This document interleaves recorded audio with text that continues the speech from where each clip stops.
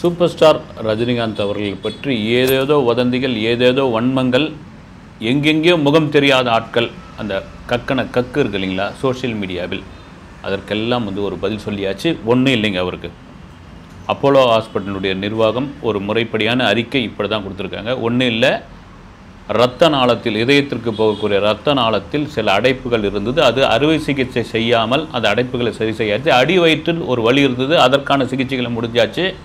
1 மணி நேரம் மயக்க நிலையில் இருந்தார். 1 மணி நேரம் மயக்க நிலைக்கு பிறகு கண்ணு முடிச்சோன்னே டாக்டருக்கு ஒரு நன்றி சொன்னார். வீட்டில் இருக்கிறவங்களுக்கு வந்து ஃபோன் பண்ணி பேசினார்.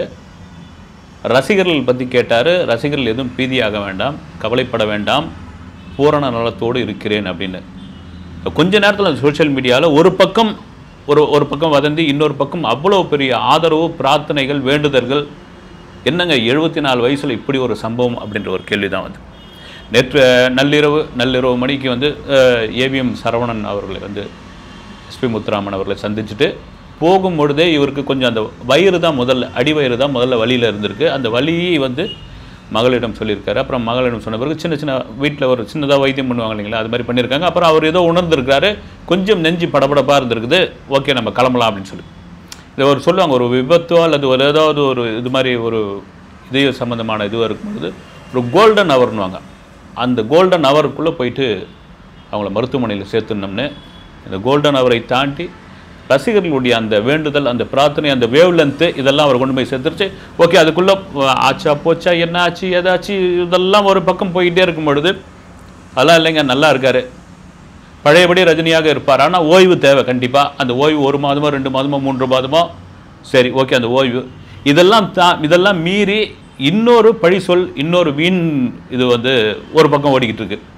என்னென்னா, அவர் வந்து உடல்நிலை சரியில்லை, அவருக்கு தோணி இருக்குது. இதுக்கெல்லாம் காரணம் வந்து லோகேஷ் கனகராஜ். அவர் தான் வந்து மழை சீனில் நடிக்க வச்சார், ஐஸ் தண்ணியை அவர் தான் ஊற்ற வச்சார், அதனால தான் அவருக்கு சளி பிடிச்சதுன்னு ஒரு தரப்பு. இன்னொரு தரப்பு, இவரை தலைகீழ தொங்க விட்டு ஒரு காட்சி எடுத்தாங்க, ஒரு சண்டை காட்சி. கிட்டத்தட்ட அரை நாள் முழுக்க தலைவர் தலைகீழ தொங்கிட்டு இருந்தார். அதுக்கு காரணம் லோகேஷ் கனகராஜ் தான், அவர் தான் இப்படிலாம் பண்ணார் அப்படின்னு. குறிப்பாக இது எப்படி சொல்கிறதுன்னு தெரியல. வந்து ஒரு காட்சி நல்லா வர்றதுக்கு இது மாதிரியான கடுமையான ஒரு காட்சி எடுக்கிறதுக்கு அது என்ன துன்புறுத்தல் கூட சொல்லது வரல. வந்து இப்படி உடலை வருத்தி ஆர்டிஸ்ட் கிட்ட வாங்குறதுக்கான ஒரு இது உண்டு. ஆனால் அது யார்கிட்ட வந்து வாங்குறதுன்னு தெரியும் இல்லைங்களா. ஏன்னா படையப்பா படத்தில் நடிகர் திலம் சிவாஜி கணேசன் நடிச்சாகணும்னு ஒரு முடிவுக்கு வராங்க.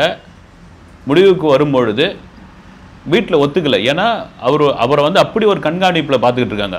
சரியான நேரத்தில் ஒரு மருத்துவம், சரியான நேரத்தில் உணவு, சரியான தூக்கம், ரொம்ப அளந்து போகக்கூடாது, அழற்சி ஆகிடக்கூடாது, அவர் உடலை ரொம்ப வருத்தி கொள்ளக்கூடாது அப்படின் பொழுது கே.எஸ். ரவிக்குமார் தயங்கி, சார் இந்த படத்திற்கு அவருடைய கேரக்டர் ரொம்ப முக்கியம், உங்களுக்கு எவ்வளோ முக்கியமோ அந்த கேரக்டர் அவ்வளோ பெரிய முக்கியம் அப்படின்னு சொல்லும் பொழுது ரஜினிகாந்தே போய் பேசுகிறார், பிரபு ராம்குமார்கிட்ட பேசுகிறாரு. இந்த அன்னை இல்லத்தோடைய நான் இன்னொரு மகன், எனக்கு சிவாஜியும் அவர் அப்பா தான், என்னை நம்பி அனுப்புங்க, இதை விட 10 மடங்கு நான் பார்த்துக்கிறேன்னு. அதை விட 10 மடங்கு இல்லை, அதை விட 50 மடங்கு. ஒரு மலையில் ஏறி ஒரு காட்சி நடிக்கணும், ஏற முடியாது. ஏன்னா அவரும் வந்து இதய நோயால் பாதிக்கப்பட்டவர், மூச்சு வாங்கும், மைசூர் பக்கத்தில் எடுத்துக்கிட்டு இருக்காங்க. அப்போ அந்த ஷாட்டை கீழே எடுத்துடலான்னு முடிவு பண்ணி அந்த விஷயம் நடிகர் திலம் சிவாஜி கணேசன் காதுக்கு போகும்போது, டே வாங்கடா, என்னடா நான் பார்க்காததடா, சிங்கம் தான் இன்னைக்காக இருந்தாலும். ரஜினி கே.எஸ். ரவிக்குமார் அந்த யூனிட்டே பதறுது. ஏன்னா என்ன பதில் சொல்கிறது, கூட்டு வந்து வச்சுருக்கோம். ஆனால் அவருக்கு என்ன பண்ணுறது, ஒரு நடித்த ஒரு இது இல்லைங்களா, இந்த ஒரு 25 படிக்கட்டை என்னால் ஏற முடியாதா, தள்ளுங்கடா அப்படின்ட்டு ஏற ஆரம்பிக்கிறாரு. ரஜினி போய் தடுக்கிறாராம். அப்பான்னு இருடா, ஒன்றும் ஆகாதரா, அப்பாவுக்கு ஒன்றும் ஆகாதரா, நீ எட்ரா டே. கே.எஸ். ரவிக்குமார் சொல்லுவாரா, ரவுடி டைரக்டர் அப்படின்னு வர, ரவுடி டைரக்டர் எடியா அந்த காட்சி அப்படின்றார். அந்த காட்சி அடித்து முடித்த உடனே யூனிட் மொத்தம் கை தட்டுது. ரஜினிக்கு கண்ணீர் கசங்கு, அப்படியே கண்ணீரில் வந்து துளி கண்ணி வந்து இப்படி நிற்குது. அப்போ வந்து அந்த படம் முடிஞ்ச பிறகு அவருக்கு பேசப்பட்ட சம்பளத்துடன் சேர்த்து ஒரு செக்கை ஒன்று சேர்த்து கொடுக்குறாங்க. அப்போ என்ன ஆகிடுது, அவருடைய உதவியாளர் அந்த செக்கை வந்து நடிகர் திலம் சிவாஜி கணேசன் அவர்கிட்ட கொடுக்கும் பொழுது, ஐயா இது தப்பாக வந்துச்சு, இந்த செக்கு திரும்ப கொடுத்துருங்கன்னு ரஜினிகிட்ட இந்த ஃபோன் வருது. அப்போ அதை மறுக்காதீங்க, அது உங்களுக்கான சேர வேண்டிய செக்குன்னு. என்னென்னா பேசப்பட்ட சம்பளத்தை தாண்டி 1 கோடி ரூபாய் கொடுத்துருக்காங்க. அது காரணம் என்னன்னா, இந்தியாவின் தலைசிறந்த நடிகர் திலகம், தமிழ் சினிமாவின் பொக்கிஷம், அவரை கொண்டு வந்து இப்போ நடிக்க வச்சுருக்கோம். அவருக்கு அவ்வளோ பாதுகாப்பாக கொண்டு வந்து நம்ம சேர்த்துருக்கோம். அது எல்லாம் தாண்டி அவருக்கு செய்கிற ஒரு மரியாதைன்னு கூட அது ஒரு வச்சுக்கலாம், நீங்கள் வச்சுங்கப்பான்னு சொன்னப்போ அதுதான் ரஜினியோட பெருந்தன்மை. இப்போ ஏறக்குறைய அந்த இடத்துல தான் இருக்கார். அப்படி இருக்கும் பொழுது ரஜினிகாந்த் அவருடைய உடல்நிலை, அவர் என்னதான் உற்சாகமாக இருக்கட்டும், வந்து மனசிலாயோ சாங் வந்து அதே கூலி செட்டில் அப்படி கையை தட்டி பாடினா கூட அவருக்கான அந்த உடல்நிலைன்னு ஒன்று இருக்கு இல்லைங்களா, அதெல்லாம் லோகேஷ் கனகராஜ் தெரியும். இப்படிலாம் தலைகீழ தொங்கு போட்டு அடிக்கலாம், ஸ்டண்ட்லாம் எடுக்க முடியுமா, அது ஒத்துக்க முடியுமா? ஏன்னா அவர் வந்து அந்த மருத்துவமனையிலிருந்து மீண்டு வந்த பொழுது அவர் படத்தில் நடிக்கிறப்போ கூடவே அவருடைய இளைய மகள் சௌந்தர்யா இல்லைன்னா மூத்த மகள் ஐஸ்வர்யா கூடவே வருவாங்க. காரணம் என்னென்னா, அப்பாவுக்கு எந்த நேரத்தில் மாத்திரை கொடுக்குறது, எப்படி எடுக்கிறது. அப்புறம் ஒரு கட்டத்தில் வேணான்னு சொல்லிட்டார் அவர். அதெல்லாம் உங்களை விட தாண்டி என்னை டைரக்டர் பார்த்துப்பாங்க, யூனிட் பார்த்துப்பாங்கன்னு. இப்போ கூட நான் அந்த வைசாக்கில் எடுக்க வேண்டிய அந்த காட்சிகளை இப்போ எடுத்துக்கிட்டு இருக்காங்களே, இது ஆரம்பத்தில் தூத்துக்குடி ஹார்பரில் தான் பிளான் பண்ணாங்க. தூத்துக்குடி ஹார்பர், ஏன்னா வைசாக் அவ்வளோ தூரம் போகணுமா, தூத்துக்குடி ஹார்பர்லேயே நம்ம எடுத்துக்கலாம் அப்படின்னு பொழுது தான் ஃபேன்ஸ் எக்கச்சக்கமாக கூட்டிட்டாங்கன்னா என்ன பண்ணுறது, கட்டுக்கடங்காத ரசிகர்கள் கூட்டம் வந்துட்டால் என்ன பண்ணுறது. ஹார்பர் வந்து ஒரு முக்கியமான இடம், பாதுகாக்கப்பட்ட இடம், அது ஏர்போர்ட் மாதிரி. அங்கே என்ன ஆகிறதுன்னு மட்டும் தான் வைசாக்கில் எடுத்து போய் வச்சுட்டாங்க. இப்படி போய் டக்குன்னு லோகேஷ் மேலே ஒரு படியை சொல்கிறது நியாயமான ஒரு விஷயம் கிடையாது. இதுக்கு காரணம் என்னென்னா, ஒரு படத்தில் ஒரு கேரக்டர், ஒரு வயதான கேரக்டர் ரஜினிகாந்த் அவர்களே டே அனாத பயலே அப்படின்ற ஒரே ஒரு டைலாக் படத்தில், அந்த டைலாக் பேசுறதுக்கு முன்னாடி அந்த ஆர்டிஸ்ட் ரொம்ப தயங்குறாங்க, இது வேணான்றாங்க, நான் பேசினா அது பின்விளைவுகளை ஏற்படுத்துன்றாங்க. ஆனால் ரஜினிகாந்த் வந்து நீங்கள் பேசுங்கன்றாங்க, பேசி தான் ஆகணும், அந்த படத்துக்கு அது தேவைப்படுதுன்னு. அந்த ஆர்டிஸ்ட் ஒன் டேக் ஆர்டிஸ்ட் பேசுகிறாங்க, டே அனாத பயலே அருணாச்சலம் அப்படின்னு அந்த வார்த்தை பேசிட்டு அந்த படம் தியேட்டர் ரிலீஸ் ஆனவுடனே அந்த நடிகை போகிற இடமெல்லாம் வந்து அப்படி ஒரு துரத்தல், அப்படி ஒரு சாபம். ஒரு கட்டத்தில் அவங்க மிரண்டு போயிட்டாங்க. இந்த விஷயம் ரஜினிகாந்துக்கு தெரிஞ்சு அப்போ ஒரு அறிக்கை விட்டுறாரு, வந்து வடிவுக்கரசி அம்மா ஒரு ஆர்டிஸ்ட், எனக்கு என்ன மரியாதை கொடுக்குறீங்களோ அந்த மரியாதை அவங்ககிட்ட கொடுக்கணும். அவங்க படத்தில் நடித்தது ஒரு கேரக்டர், நிஜத்தில் என்னை அப்படியெல்லாம் கூட மாட்டாங்க, என்னுடைய சமகால நடிகை அவங்க, இப்படிலாம் பேசுனீங்கன்னா அவ்வளோதான் அப்படின் பொழுது அடுத்த நாளே அவர்களுக்கு அவ்வளோ பெரிய வரவேற்பு. அப்பொழுதே முன்னாள் முதலமைச்சர் ஜெயலலிதா அவர்களுடைய பேச்சை கேட்டுக்கிட்டு மேடைக்கு மேடை ரஜினிகாந்தை அப்படி பேசினவங்க வந்து ஆட்சி மனோரமா. ஒரு கட்டத்தில் கதறிட்டாங்க. கதறினதுக்கான காரணம் என்ன, அருணாச்சலம் படத்துக்கு யாரெல்லாம் நடிக்கணும்னு லிஸ்ட்டு போடும்பொழுது முதல் பேராக டிக் பண்ணுறது மனோரமாவை தான். எல்லாருக்கும் ஆச்சரியமாயிடுச்சு. என்னை மன்னிச்சிருக்க தம்பின்றாங்க. இல்லை என்னைக்கா இருந்தாலும் நீங்கள் வந்து உங்கள் சூழ்நிலை நான் இருந்திருந்தால் அதை தான் பண்ணியிருப்பேன். இதுதாங்க ரஜினி. இப்போ பாருங்கள், ரஜினிகாந்த் அப்போலோ மருத்துவமனையில் அட்மிட் ஆகிட்டாருன்னு உடனே ஒரு பக்கம் முதல்வர் ஸ்டாலின், இன்னொரு பக்கம் அன்புமணி ராமதாஸ், திருமாவளவன், செல்வ பெருந்தகை, குறிப்பாக சுகாதாரத்துறை அமைச்சர் மா சுப்பிரமணியம், அவர் வந்து வெறும் நேற்று நைட்டே அவருக்கு பிரச்சனை ஆகிடுச்சு, மறுநாள் காலையில் போய்க்கலாம் அப்படின்னு அவங்க முடிவு பண்ணுறாங்க.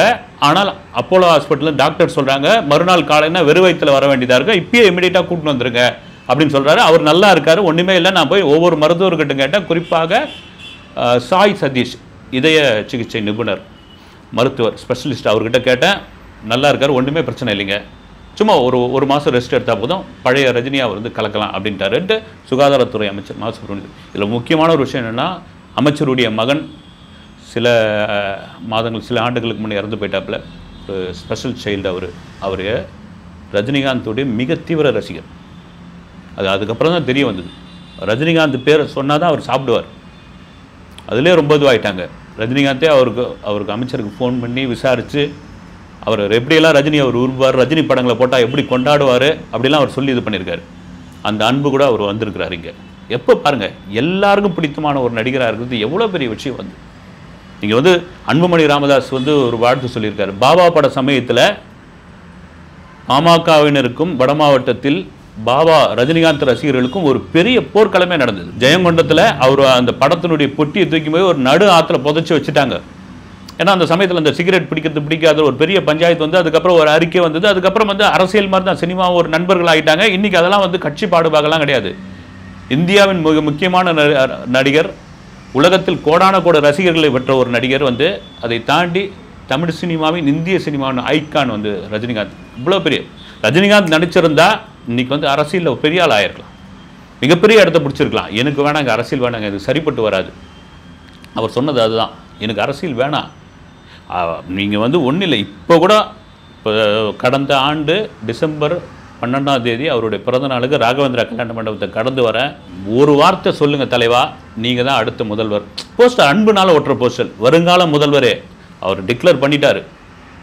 ஒரு உடல்நிலை பாதிக்கப்பட்டு மீண்டு வந்து கொரோனா பாதிப்புள் உலகமே மீண்டு வந்த பிறகு, உலகமே ஒரு பெரும் தொற்றிலிருந்து மீண்டு வந்ததுனால நானும் ஒரு சேஃப்டியாக இருக்கணும். என் உடல்நிலை சரியில்லை, எனக்கு அரசியல் சரிப்பட்டு வராது சாமி, விட்டுருங்க போதும், நான் பாட்டு என் வேலையை பார்த்துக்கிட்டு இருக்கேன். ஓப்பனாக சொன்ன பிறகும் அந்த அன்பு இருக்குல்ல, ரசிகர்களுடைய அன்பு, அதுதான் இன்றைக்கி வரைக்கும் போஸ்டராக அவர் போகிற இடம்லாம் ஒட்டிக்கிட்டு இருக்காங்க. இதெல்லாம் வந்து கூலி படத்தினுடைய படப்பிடிப்பு கண்டிப்பாக நடந்தே தீரும். ஒரு சின்ன பிரேக் இருக்கும், இல்லை படப்பிடிப்பில் வந்து ஃபிசிக்கலாக ரொம்ப ஆக்டிவிட்டிஸ் இருக்கக்கூடாதுன்னு ஒரு முடிவுக்கு வருவாங்க. அவுட்டோர் அதிகமாக இருக்காது, இன்டோரில் இருப்பாங்க, சென்னையில் எடுப்பாங்க. மேபி அந்த கதையில் சின்ன சின்ன மாற்றங்கள் கொண்டு வரலாம். ஆனால் அந்த ரஜினி பழைய ரஜினியாக அந்த படத்துக்குள்ளே கண்டிப்பாக இருப்பார். வேட்டையின் படத்தினுடைய ட்ரெய்லர் நாளைக்கு ரிலீஸ் ஆகுது. அந்த ட்ரெய்லர் பார்த்து அவரே உற்சாகமாவார், ரசிகர்கள் இன்னும் உற்சாகமாவாங்க. அக்டோபர் 10ஆம் தேதி ஃபர்ஸ்ட் டே ஃபர்ஸ்ட் ஷோ கண்டிப்பாக அவர் பார்ப்பார். இன்னொரு வதந்தி ஒரு பக்கம் போயிட்டுருக்கு, இந்த வேட்டையின் படத்தை ஓட வைக்கிறதுக்காக தான் இந்த மாதிரியான இதெல்லாம் கிளப்பி விட்டுருக்காருன்னு ஒரு பக்கம். அதெல்லாம் தவறான ஒரு விஷயம் இங்கே வந்து அதெல்லாம் கிடையாது. அவர் முன்னெல்லாம் வந்து படம் ரிலீஸ் ஆகும்போது அரசியலுக்கு வரேன்னு சொல்லி ஒரு பரபரப்பை ஏற்படுத்துவார். அப்புறமா வந்து ரிலீஸ் ஆன பிறகு அந்த பரபரப்பை முடிச்சு வச்சுருவாருன்னு சொல்லுவார். அப்படி பரபரப்பை ஏற்படுத்தியிருந்தால் ரஜினியோட எல்லா படங்களும் ஓடி இருக்கணும்ல, ஏன் தர்பார் வரல, அண்ணாத்தை வரல, அதெல்லாம் சும்மா வந்து அவருக்கு தெரியும். இப்போ கூட சொல்லியிருக்காரு வந்து வேட்டையன் எப்படி வந்துடும், நல்லா வந்துருக்குது, எப்படி சக்ஸஸ்ஃபுல்லாக ஆகுமா அப்படின்னு கேட்குறாங்க. நீதிபதி வந்து மக்கள் தான், ஜட்ஜ்மெண்ட் அவங்க தான் கொடுக்கணும். தெளிவான ஒரு பதில், நீ என்ன கண்டென்ட் வேணாலும் கொடு, உன் படம் வந்து தலை சிறந்த படமாக கூட இருக்கட்டும், மக்கள் செய்கிற முடிவு தான் இறுதி முடிவு. பூரண நலமாக பரிபூர்ண நலமாக இன்னும் 2 நாளில் டிஸ்சார்ஜ் ஆகி போய் பழைய சூப்பர் ஸ்டாராக கூலி படத்தினுடைய படப்பிடிப்பு கலந்து கொள்ள போகிறார் ரஜினிகாந்த். அடுத்த வீடியோவில் சந்திக்கிறேன். நன்றி.